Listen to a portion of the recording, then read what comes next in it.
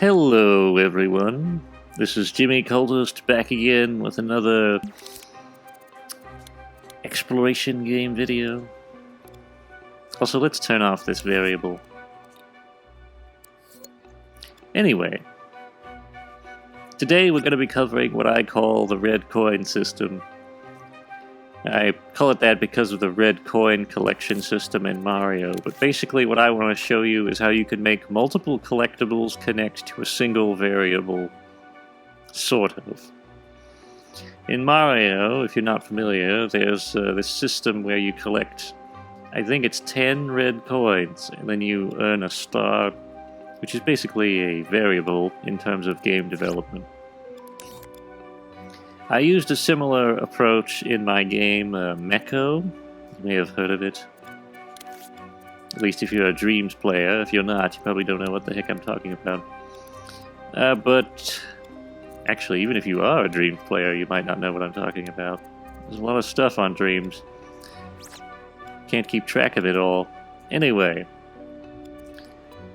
basically, collect 10 red coins or 10 whatever, and you unlock a variable, and I'm going to be talking about how that can be accomplished. Let's put on the X-ray mode. So first, I guess we're going to need 10 coins, so I'm going to go ahead and make a coin. And I'm going to make them red, because we did call it 10, we did call it the red coin system. I wish I had a better name for this, but I really don't know what else to call it. Multi-variables? Not really. There is no way to make individual coins never come back without having individual variables for each and every coin. Like if you wanted to have a level where there's 100 coins, and when you leave the level and come back, they're all still gone. That's unfortunately something that's just not very viable in Dreams unless you want to rename each and every variable and run up your variable score. So those 10 coins better be the whole reason of your existence in this game, because they're going to require a lot of variables. Let's go ahead and make this non-collidable, turn down physics cost. And we might as well copy this here, because it's basically going to be used.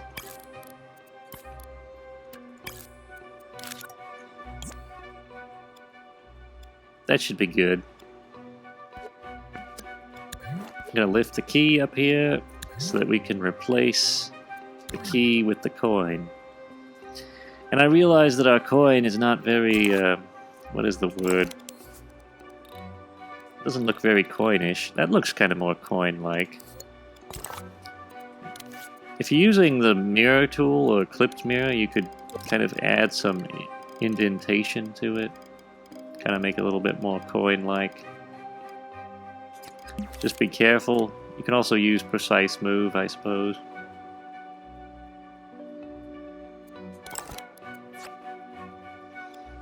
Anyway, let's go ahead and add this. Scope in by holding L2, not L2, R2, then press L1 and X to scope it into the group.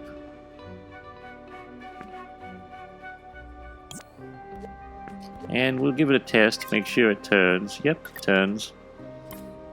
Let's make sure it's nice and centered also. We don't want it to have a sloppy rotation. And we might make it glow just a little bit, because it doesn't seem to be showing up very well. Then we'll scope out just once, pull it back down so that we got a good, And currently we've got this system where you press grab to pick up the coins, but you could easily use a trigger zone set to detect a label, such as friend, and that would work just as well. There's really, you could do it either or. Usually in games you just walk into coins to pick them up, so I'm going to go ahead and use a trigger zone and delete this.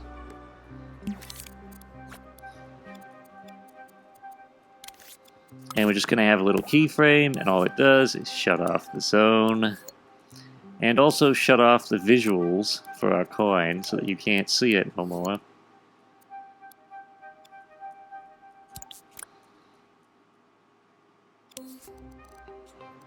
Could call this Viz.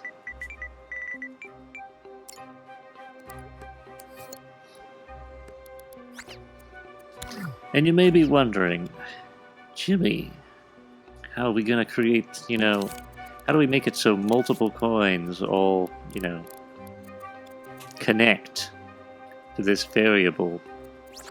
Well, I'll explain.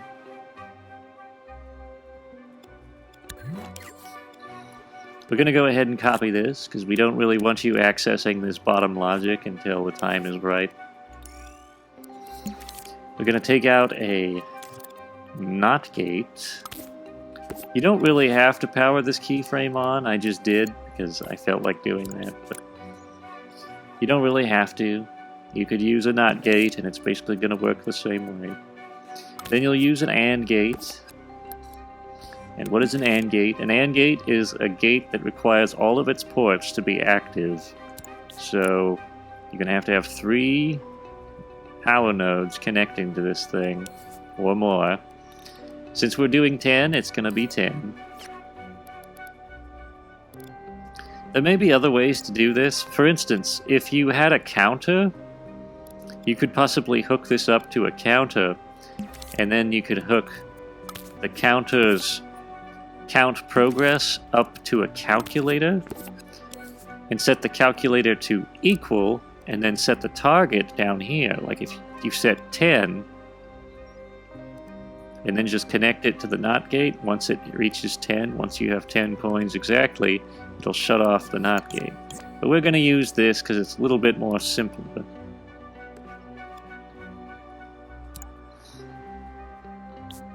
And this is going to require a little bit of copy and paste, because we're going to have to do this 10 times, so I hope you like that. By the way, audio is a big aspect of games, so a little coin sound effect might not hurt. I haven't really been using sound effects much. Well, why not, I guess. Please don't sue me, anyone. I'm just demonstrating how it's made.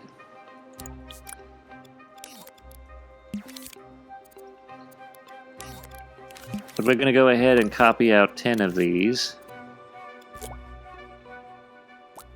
Okay, so that's 4, 5. So another set of 5 should be 10. Looks very glary because we have the invisibility on. Also, make sure that you have all of these ports properly connected.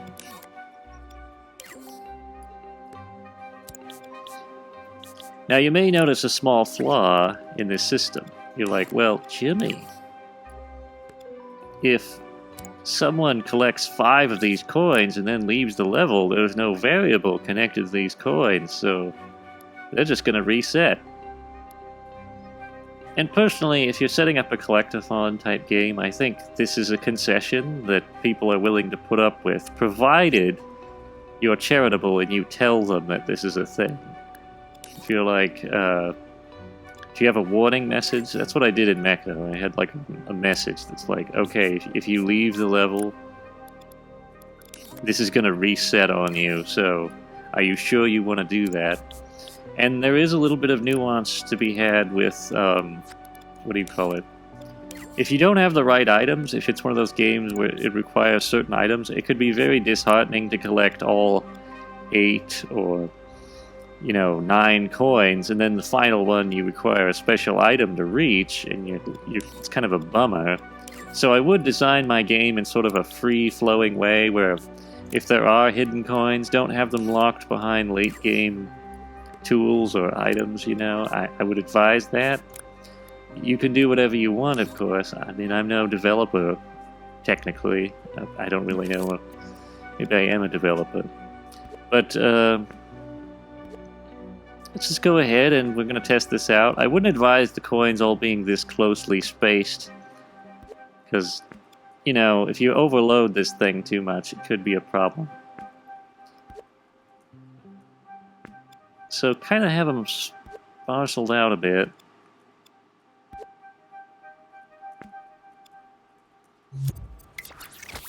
Anyway, there's 10 red coins.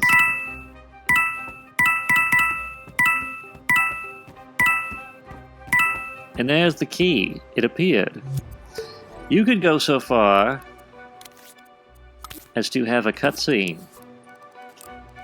However, there are disadvantages to cutscenes, which I will show you. Something I had trouble with in Mecha, by the way, but I do actually have a fix for it. But the main problem tends to be, well, if I have a cutscene, the camera will go wherever this thing is in the level. Like if you have it somewhere in the level that's further back. It's not such a bad deal, but what happens when I want the camera to go back to the puppet and the camera goes through these walls and everything? All you gotta do is set a return camera, just like we did earlier. And this does require that you do some wire work, but you only have to do this once in every level, so it might not be that big of a hassle. Luckily, we already have a return camera set on a timeline, set to play once. We did that for one of our previous tutorials, so that won't be a big issue. And we're going to set this to play once. And another thing I would like to mention about these coins, it's probably not a good idea to have them glow the way I have them. They're kind of like too bright because they are set to glow, so I would turn off. Let's go ahead real quick, scope into these and turn off the glow.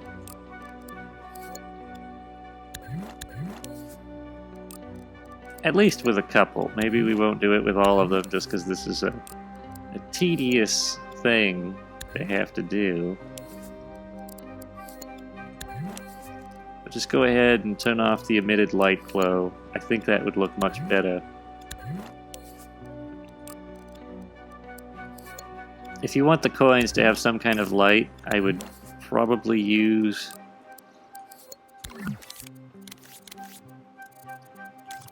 one of these babies instead. Set it to diffuse. A diffused red light in the microchip, like so, would probably be more advantageous if you want to add some kind of slight glow to them. Instead of using object, it's just so hard to control the illumination of objects precisely. So I don't tend to use it unless, you know, in some cases you can kind of tell how it's going to work out. But those are the exception, rather than the rule. Alright, I think we corrected all that. Yeah, they're considerably less glary. There's a couple that still are.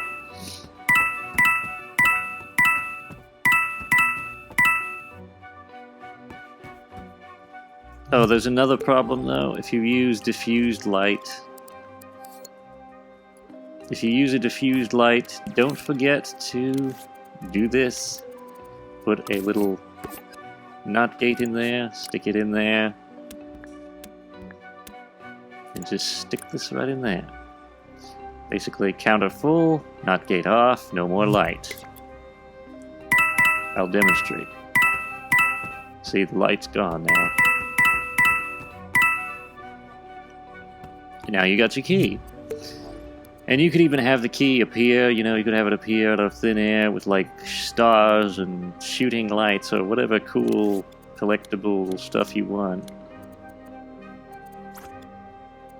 Now there is a thing where once you collect the key, you know, the coins are gonna show you something. It's gonna be like, well, do you really want something like that, where like these coins or whatever? After you collect them, you're going to be able to collect them again, because the variable won't shut them off. Well, here's the thing. You could make it so that the variable shuts them off. And then your problem is solved. Yeah, let's go ahead and make all of these grab each and every one. Turn off the power. I think that's all 10 of them. We're going to be testing it, so we're going to find out. We're just going to turn this variable on, set the initial value. Turn off this glare. Yeah, they're all gone now. Now that the variable's on, so you can't trigger them. Let's go ahead and test it though, just to be sure. Can't trigger them.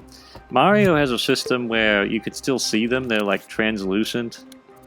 Mario also has a system where you can collect stars even after you've collected them. Which I know how to do that too, but I'm just kind of giving you the basics. Not everything has to be done the way Mario does it. So, is there anything else we can add to this system to make it more robust? Nope, I think that's about it. I think that's all. Hopefully you found this helpful if you're making your own collecting game. And bear my advice in mind about that whole keeping the coins behind really hard to find items or tools. I'd be wary of that. Anyway, let's give a quick shout out to our monthly supporters on Coffee. There they go. You could be one of those. Ooh. Anyway, that's all. If you enjoyed this video, don't forget to leave a like and subscribe to the channel. And don't forget to ring the notification bell so you never miss another video. If you wish to support our earnest insanity, you can check the links in the description to donate or buy merch. Until next time, goodbye.